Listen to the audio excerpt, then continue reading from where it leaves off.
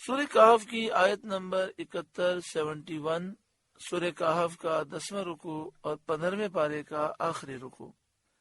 اللہ رب العالمین نے ارشاد فرمایا فانطلقا، اب وہ دونوں چلے، یعنی حضرت خضر اور حضرت موسیٰ علیہ السلام نے سفر کیا، حتی اذا رکبا فی السفینۃ خرقہا، یہاں تک کہ جب کشتی میں سوار ہوئے اس بندے نے اس کشتی کو چیر ڈالا۔ راستے میں کشتی میں سوار ہوئے کشتی والوں نے حضرت خضر علیہ السلام کو پہچان کر بغیر معاوضے بغیر اجرت کے سوار کر لیا۔ حضرت خضر علیہ السلام نے ایک بسولے یا کلہاڑی سے اس کا ایک تختہ یا 2 تختے اکھاڑ ڈالے، لیکن باوجود اس کے پانی کشتی میں نہ آیا۔ قال اخرقتها لتغرق اهلها، موسیٰ نے کہا کیا آپ نے اسے اس لیے چیرا کہ اس کے سواروں کو ڈبا دو، یعنی آپ چاہتے ہیں کہ یہ کشتی ڈوب جائے۔ لقد جئت شیئا امرا، بے شک یہ آپ نے بری بات کی۔ ایک تو انہوں نے بلا معاوضہ آپ کو سوار کیا، دوسرا یہ کہ کسی کی چیز کو بغیر اس کی اجازت کے نقصان پہنچایا آپ نے۔ اتنی نئی اور خوبصورت کشتی تھی، آپ نے اس کے 1 یا 2 تختوں کو توڑ دیا۔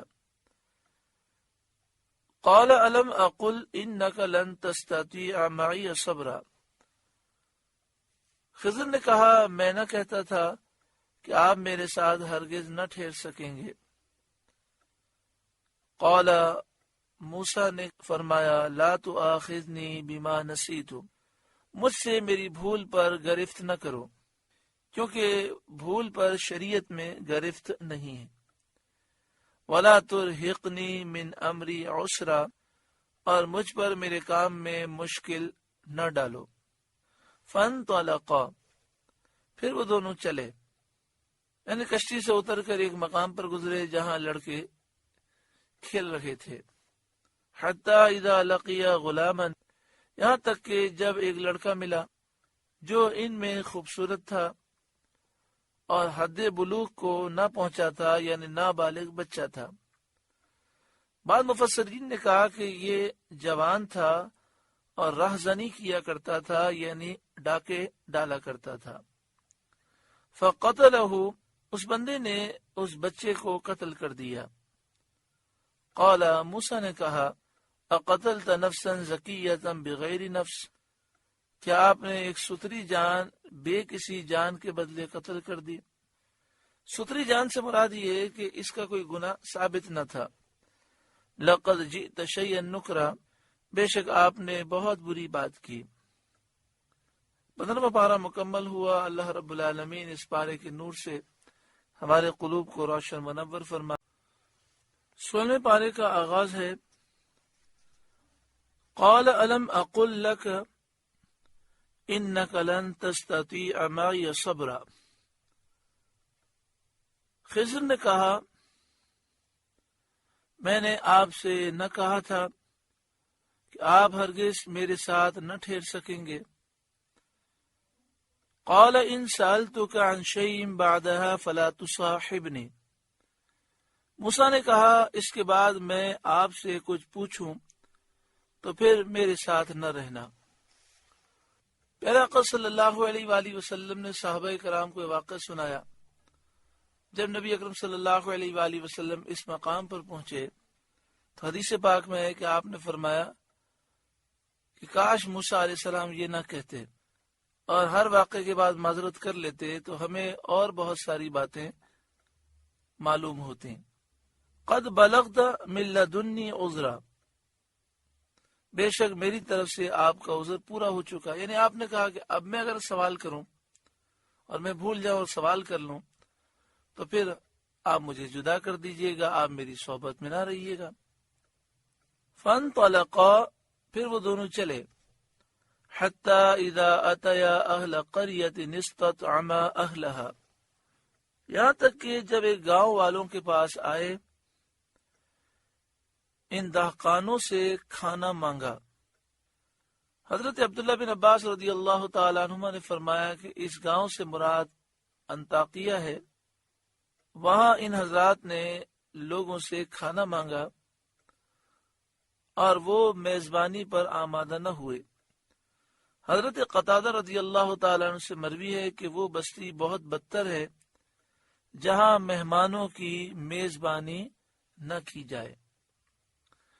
یا یہ بات ذہن میں رہے کہ اس زمانے کا دستور یہ تھا، کیونکہ اس زمانے میں نہ ہوٹل تھے، نہ ریسٹورینٹ تھے اور نہ سرائے تھے، اور یہی تھا کہ گاؤں سے کوئی فرد گزرتا تو وہ لوگوں کو کہہ دیتا کہ ہم مسافر ہیں، اور لوگ جو ہیں ان کے کھانے کا انتظام کرتے۔ لیکن وہ بستی والے اس قدر کنجوس تھے کہ انہوں نے انکار کر دیا۔ فَأَبَوْا أَن يُضَيِّفُوهُمَا، تو انہوں نے انہیں دعوت دینی قبول نہ کی۔ فَوَجَدَ فِيهَا جِدَارًا يُرِيدُ أَن يَنْقَضَّ، پھر دونوں نے اس گاؤں میں ایک دیوار پائی کہ گرا چاہتی ہے۔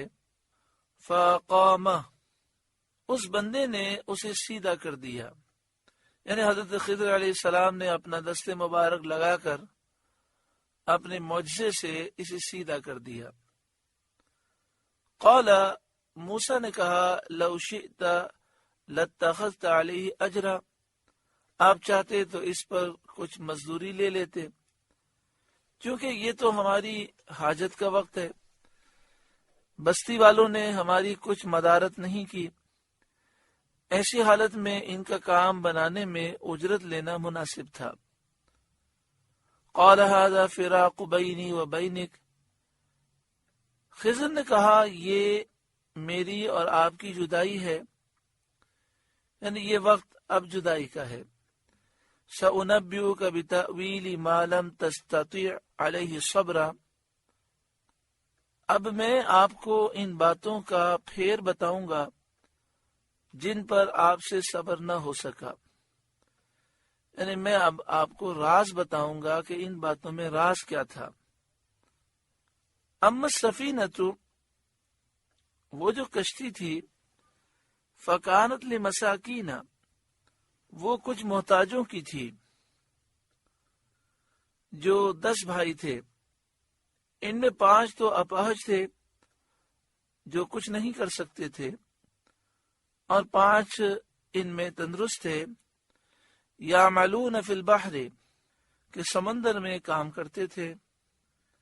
فأردت ان اعیبہا، تو میں نے چاہا کہ اسے عیبدار کر دوں۔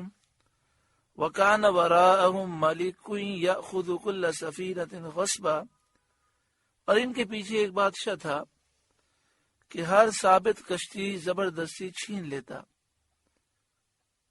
کہ ان لوگوں کو واپسی میں اس بادشاہ کی طرف سے گزرنا ہوتا، اور اس بادشاہ کا نام جلندی تھا، اور کشتی والوں کو اس کا حال معلوم نہ تھا، اور اس بادشاہ کا طریقہ یہ تھا کہ اگر کوئی کشتی صحیح سلامت گزرے تو اس کے سپاہی اس کشتی کو پکڑ لیتے تھے اور وہ بادشاہ کی ملکیت بن جاتی تھی۔ تو بظاہر ایک چھوٹا سا عیب ہو گیا جس سے کوئی نقصان نہیں ہوگا، لیکن اس چھوٹے سے عیب کی وجہ سے یہ بڑے نقصان سے بچ گئے۔ یہاں پر ایک نقطہ جو مفسرین نے بیان کیا وہ ہمیں سمجھنا چاہیے۔ حضرت خضر علیہ السلام نے جو کیا اللہ کے حکم سے کیا۔ کبھی کبھی ایسا ہوتا ہے کہ ہم پوری کوشش کرتے ہیں، اس کے باوجود نقصان ہو جاتا ہے۔ اس نقصان میں کبھی کبھی ایسی برکت ہوتی ہے اور ایسا اللہ کا فضل ہوتا ہے کہ وہ چھوٹا نقصان ہمیں بڑے نقصان سے بچا لیتا ہے، جیسا کہ یہاں پر کشتی والوں کے ساتھ ہوا۔ وَأَمَّا الْغُلَامُ، اور وہ جو لڑکا تھا، فَكَانَ أَبَوَاهُ مُؤْمِنَيْنِ، اس کے ماں باپ مسلمان تھے۔ فَخَشِينَا أَن يُرْهِقَهُمَا طُغْيَانًا وَكُفْرًا، تو ہمیں ڈر ہوا کہ وہ ان کو سرکشی اور کفر پر چڑھا دے، اور اس کے والدین اس کی محبت میں دین سے پھر جائیں اور گمراہ ہو جائیں۔ حضرت خضر علیہ السلام کا یہ اندیشہ اس سبب سے تھا کہ حضرت خضر علیہ السلام با اعلام الہی، اللہ تعالیٰ نے جو آپ کو علم دیا اس علم سے اس بچے کے حال باطن کو جانتے تھے۔ مسلم شریف کی حدیث میں ہے کہ یہ لڑکا کافر ہی پیدا ہوا تھا۔ امام سبکی نے فرمایا کہ حال باطن جان کر بچے کو قتل کر دینا حضرت خضر علیہ السلام کے ساتھ خاص ہے، انہیں اس کی اجازت تھی۔ اگر کوئی ولی کسی بچے کے ایسے حال پر مطلع ہو تو اس کو قتل جائز نہیں ہے۔ خلاصہ یہ کہ اگر کوئی اللہ کا ولی ہو اور وہ باطن جان لے کہ یہ بچہ بڑا ہو کر کافر ہوگا تو اسے قتل کرنے کی اجازت نہیں ہے۔ کتاب عرائس میں ہے کہ جب حضرت موسیٰ علیہ السلام نے حضرت خضر علیہ السلام سے فرمایا کہ آپ نے ستری جان کو قتل کر دیا، تو یہ بات حضرت خضر علیہ السلام کو گراں گزری، تو انہوں نے اس لڑکے کا کندھا توڑ کر اس کا گوشت چیرا، تو اس کے اندر لکھا ہوا تھا کافر ہے، کبھی اللہ پر ایمان نہ لائے گا۔ حضرت علامہ اسد اللہ فاضل علامہ نعیم الدین مراد آبادی علیہ رحمٰن نے تفسیر جمل کے حوالے سے اپنی تفسیر خزائن العرفان میں یہ بات لکھی۔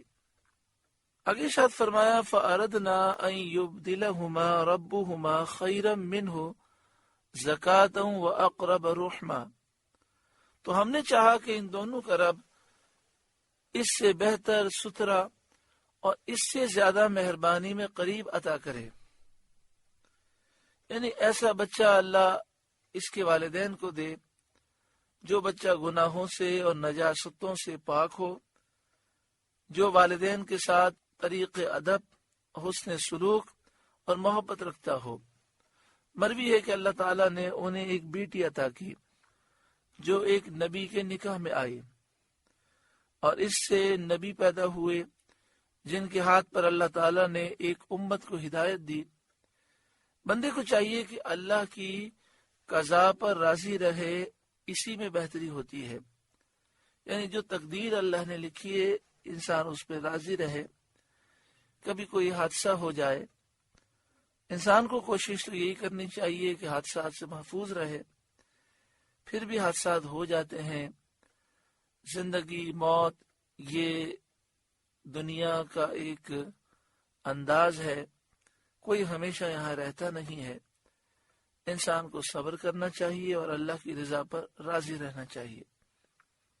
وَأَمَّا الْجِدَارُ، رہی وہ دیوار، فَكَانَ لِغُلَامَيْنِ يَتِيمَيْنِ فِي الْمَدِينَةِ، وہ شہر کے دو یتیم لڑکوں کی تھی،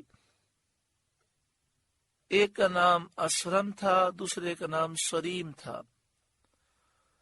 وَكَانَ تَحْتَهُ كَنْزٌ لَهُمَا، اور اس کے نیچے ان کا خزانہ تھا۔ ترمذی شریف میں موجود ہے، ترمذی کی حدیث ہے، اس دیوار کے نیچے سونا چاندی مدفون تھا۔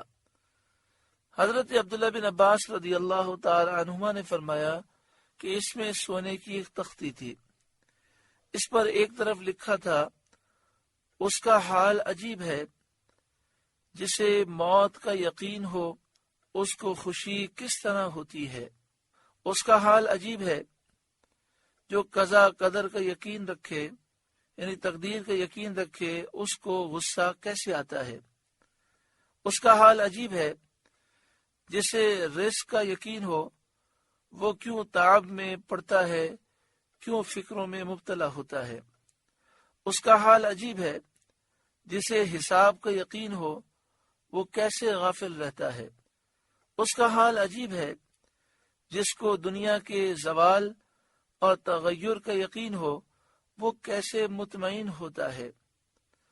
اور اس کے ساتھ لکھا تھا لا الہ الا اللہ محمد الرسول اللہ، اور دوسری جانب اس تختی پر لکھا تھا میں اللہ ہوں، میرے سوا کوئی معبود نہیں، میں یکتا ہوں، میرا کوئی شریک نہیں، میں نے خیر و شر پیدا کی، اس کے لیے خوشی جسے میں نے خیر کے لیے پیدا کیا اور اس کے ہاتھوں پر خیر جاری کی، اس کے لیے تباہی جس کو شر کے لیے پیدا کیا اور اس کے ہاتھوں پر شر جاری کی۔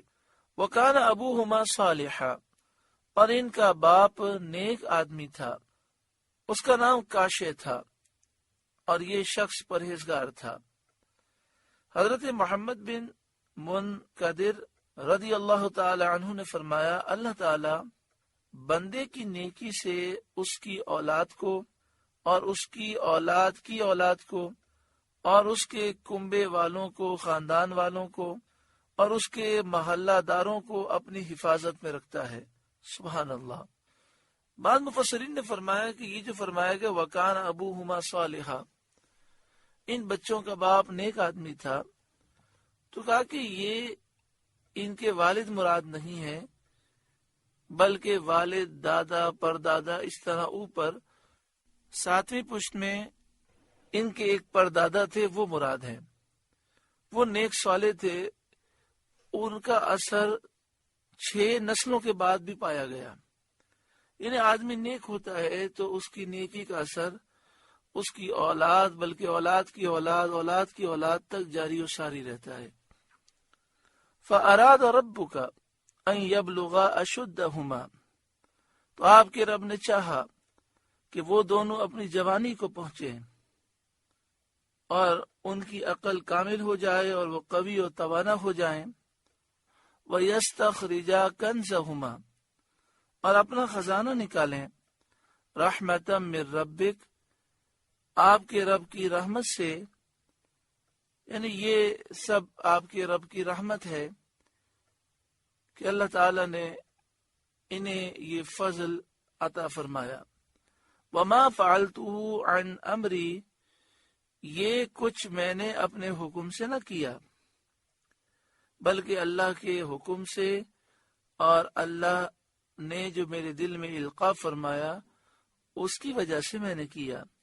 ذالک تأویل ما لم تستطع علیہ صبرا، یہ پھیر ہے ان باتوں کا جس پر آپ سے صبر نہ ہو سکا، یعنی یہ وہ باطنی راز ہیں جن کی وجہ سے میں نے یہ کام کیا۔ حضرت صدر الافاضل مولانا نعیم الدین مراد آبادی علیہ رحمہ تفسیر خزانہ العرفان میں یہاں پر لکھتے ہیں، بعض لوگ ولی کو نبی پر فضیلت دے کر گمراہ ہو گئے، اور انہوں نے یہ خیال کیا کہ حضرت موسیٰ علیہ السلام کو حضرت خضر علیہ السلام سے علم حاصل کرنے کا حکم دیا گیا، باوجود اس کے کہ حضرت خضر ولی ہیں۔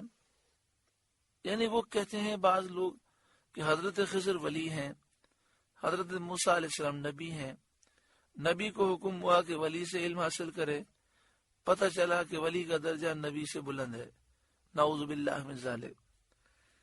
حضرت صدر الافاضل فرماتے ہیں، اور در حقیقت ولی کو نبی پر فضیلت دینا کفر جلی ہے، یعنی جو یہ عقیدہ رکھے کہ ولی نبی سے افضل ہوتے ہیں وہ کافر ہو جائے گا۔ اور حضرت خضر علیہ السلام نبی ہیں، جو صحیح ترین قول یہ ہے کہ حضرت خضر علیہ السلام اللہ کے نبی ہیں، اور اگر ایسا نہ ہو جیسا کہ بعض کا گمان ہے تو یہ اللہ تعالیٰ کی طرف سے حضرت موسیٰ علیہ السلام کے حق میں ابتلا ہے، یعنی حضرت موسیٰ علیہ السلام کی آزمائش کی گئی، آپ کے لیے امتحان تھا، تو اللہ تبارک و تعالیٰ کا حکم ہوا تو آپ نے اللہ کے حکم پر یہ سفر کیا، تو لہذا یہ ابتلا کا معاملہ ہے، اس پر قیاس نہیں کرنا چاہیے۔ علاوہ بری یہ کہ اہل کتاب اس کے قائل ہیں کہ یہ حضرت موسیٰ پیغمبر بنی اسرائیل کا واقعہ ہی نہیں بلکہ موسیٰ بن ماسان کا واقعہ ہے، اور جو لوگ یہ سمجھتے ہیں کہ ولی افضل ہوتا ہے انہیں سوچنا چاہیے کہ ولی تو نبی پر ایمان لانے سے ولایت کے مرتبے پر پہنچتا ہے، تو یہ ناممکن ہے کہ ولی نبی سے بڑھ جائے۔ اکثر علماء اس پر ہیں اور مشائخ صوفیہ اور اصحاب عرفان کا اس پر اتفاق ہے کہ حضرت خضر علیہ السلام زندہ ہیں۔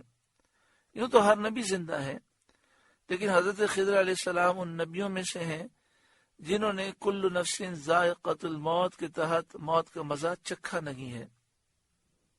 شیخ ابو عمرو بن صلاح نے اپنے فتاوی میں فرمایا کہ حضرت خضر جمہور علماء اور صالحین کے نزدیک زندہ ہیں۔ یہ بھی کہا گیا کہ حضرت خضر اور حضرت الیاس دونوں زندہ ہیں اور ہر سال زمانہ حج میں ملتے ہیں۔ یہ بھی منقول ہے کہ حضرت خضر نے چشمہ حیات میں غسل فرمایا اور اس کا پانی پیا، تو اس وجہ سے اللہ تعالیٰ نے آپ کو تا قیامت زندگی عطا فرمائی۔ واللہ تعالی اعلم بالصواب۔ اللہ رب العالمین اس واقعے کے نور سے ہمارے قلوب کو روشن منور فرمائے۔ سورہ کہف کا 10واں رکوع مکمل ہوا اور 16ویں پارے کا پہلا رکوع مکمل ہوا۔ اللہ تعالی ہمارے قلوب کو روشن منور فرمائے۔ یہاں پر یہ بات بھی اچھی طرح سمجھ لیں کہ بعض لوگ اس واقعے کو پیش کر کے کہتے ہیں کہ شریعت و طریقت جدا جدا ہے، اور دلیل میں کہتے ہیں کہ دیکھیں حضرت خضر طریقت والے تھے، حضرت موسیٰ شریعت والے تھے، اور پھر نعوذ باللہ من ذالک یہ کہتے ہیں کہ جس طرح حضرت موسیٰ علیہ السلام شریعت کو جانتے تھے اس لیے طریقت کو نہ سمجھ سکے، نعوذ باللہ من ذالک، استغفر اللہ۔ تو اسی طرح کہتے ہیں یہ مولوی شریعت کو جانتے ہیں، یہ طریقت کو سمجھتے نہیں ہیں۔ اس طرح کی باتیں کہنا جہالت ہے۔ طریقت اور شریعت جدا جدا نہیں ہے۔ پہلی بات تو یہ ہے کہ یہ واقعہ حضرت موسیٰ علیہ السلام اور حضرت خضر علیہ السلام کا ہے، دونوں نبی ہیں، اور حضرت خضر علیہ السلام پر وحی ہوئی اور وحی سے آپ نے یہ معاملات کیے۔ دوسری بات یہ ہے کہ ان باتوں کو بنیاد بنا کر ان جعلی پیروں اور جعلی لوگوں کی طرفداری کرنا یہ بہت بڑی جہالت ہے۔ جو لوگ نماز نہیں پڑھتے، نشہ کرتے ہیں، عورتوں سے ہاتھ چمباتے ہیں، بے پردگی ہوتی ہے اور خرافات کرتے ہیں، اور پھر جب انہیں سمجھایا جائے تو کہا جائے کہ یہ تو بھئی بابا ہیں، پہنچے ہوئے ہیں، آپ کو ظاہر کچھ نظر آ رہا ہے، باطن کچھ اور ہے۔ اس طرح کی باتیں کر کے شریعت کا مذاق اڑایا جاتا ہے۔ اعلیٰ حضرت امام اہل سنت آپ شریعت کو بھی جانتے ہیں، طریقت کو بھی جانتے ہیں، آپ نے سختی سے ان چیزوں کا رد کیا ہے۔ اہل سنت کا ایسے جعلی پیروں سے کوئی تعلق نہیں ہے۔ مختلف مزارات پر ایسے لوگ بیٹھے ہوتے ہیں جن کا حلیہ بڑا عجیب و غریب ہوتا ہے، کئی انگوٹھیاں اور چھلے اور کڑے پہنے ہوئے ہوتے ہیں، نشہ کر رکھے ہوتے ہیں، میلے کچیلے ہوتے ہیں، اور لوگ کہتے ہیں یہ بابا جی پہنچے ہوئے ہیں۔ پھر جب کہا جائے نماز نہیں پڑھتے تو کہتے ہیں یہ تو فجر مکہ شریف میں پڑھتے ہیں، ظہر نہ جانے کہاں پڑھتے ہیں۔ تو اس طرح کی باتیں یہ اہل سنت کا اس سے کوئی تعلق نہیں ہے۔ اگر کوئی جاتا ہے اور ان جعلی پیروں کے پاس جا کر لٹ جاتا ہے تو اس کا وہ خود ذمہ دار ہے۔ علماء اہل سنت نے تو اس کی مذمت کی، اور ہم یہ دعا کرتے ہیں کہ جتنے مزارات ہیں ان تمام مزارات پر جو خرافات ہوتے ہیں اللہ تعالیٰ اس سے ہماری جان چھڑائے۔ جو علماء حق مزارات کی خدمت کرتے ہیں، جو مزارات علماء حق کے پاس ہیں، آپ دیکھیں وہاں پہ یہ خرافات نہیں ہوتے۔ ہمیں چاہیے کہ ہم پوری کوشش کریں اور یہ خرافات بند کرنے کی کوشش کریں۔ ہمارے یہاں پر نئے نئے خرافات پیدا ہو رہے ہیں۔ اب ایک یہ ہو گیا کہ بزرگوں کی جعلی تصویریں، کسی بھی بزرگ کی تصویر، غوث اعظم کی، امام حسین کی تصویر کوئی بھی اوریجنل نہیں ہے، اور اگر تصویر اوریجنل بھی ہو تو اس کو سجا کے رکھنا، اس پہ پھول چڑھانا، اس کو دیکھ کر دعائیں مانگنا، اس کے سامنے سجدہ کرنا، یہ سب منع ہے۔ تو مجھے کسی نے بتایا کہ بہت سارے گھر ایسے ہیں جس میں غوث اعظم رضی اللہ تعالیٰ عنہ کی جعلی تصویر رکھی جاتی ہے، اس پہ پھول چڑھائے جاتے ہیں، اگربتیاں وہاں جلائی جاتی ہیں، لوگ ہاتھ اٹھا کے دعائیں مانگتے ہیں، اور وہاں سجدے بھی ہوتے ہیں۔ یہ سب خرافات ہیں، اہل سنت سے اس کا کوئی تعلق نہیں۔ اللہ تبارک و تعالی اعلیٰ حضرت امام اہل سنت امام احمد رضا علیہ رحمہ کے درجات بلند فرمائے۔ آپ نے ایسے تمام خرافات کا شدید رد فرمایا ہے، اور آپ نے جگہ جگہ لکھا ہے کہ اللہ کے سوا کسی اور کو سجدہ کرنا جائز نہیں ہے۔ اگر تعظیمی سجدہ کرے گا تعظیم کی نیت سے سجدہ کرے گا، خدا نہیں سمجھے گا، پھر بھی یہ حرام ہے، گناہ کبیرہ ہے۔ اور اگر غیر اللہ کو سجدہ کرے خدا سمجھ کر عبادت کا سجدہ کرے گا تو ایسا سجدہ کرنے والا کافر ہے، مشرک ہے۔ اگر توبہ نہیں کرے گا، ایمان نہیں لائے گا تو خاتمہ اس کا کفر پر ہوگا۔ بڑی سخت وعیدیں ہیں۔ مزارات کا طواف کرنا یہ حرام ہے، اور اسی طرح مزار کے سامنے رکوع تعظیمی کرنا یہ حرام ہے، مرد و عورتوں کا اختلاط یہ حرام ہے، اور جو عرس کے موقع پر خرافات کیے جاتے ہیں ان سے ہمیں دوسروں کو بچانا چاہیے۔ جو اعلیٰ حضرت اور دیگر بزرگوں نے عرس منانے کا طریقہ لکھا کہ اس میں قرآن خوانی ہو، حضور کی نعتیں پڑھی جائیں، درس قرآن ہو، درود شریف کی چادریں لگیں اور اس میں لوگ درود شریف پڑھیں، جس میں لوگوں کو بزرگان دین کی تعلیمات بتائی جائیں۔ عرس کی تقریب کا مقصد یہ ہوتا ہے کہ لوگ وہاں سے فیض لے کر جائیں اور پھر بزرگوں کی زندگی کے مطابق زندگی گزاریں۔ دعا کریں اللہ تعالیٰ تحریک لبیک یا رسول اللہ اور اہل حق کی تمام تحریکوں کو عروج عطا فرمائے، اور پاکستان میں اور پورے عالم اسلام میں اسلامی نظام مصطفیٰ آئے، اور یہ مزارات اور مساجد اور مدرسے اور جتنے بھی اسلام کے مراکز ہیں وہاں سے صحیح اسلام کی خدمت ہو۔ اللہ تعالیٰ یہ سعادت ہمیں دیکھنا نصیب فرمائے۔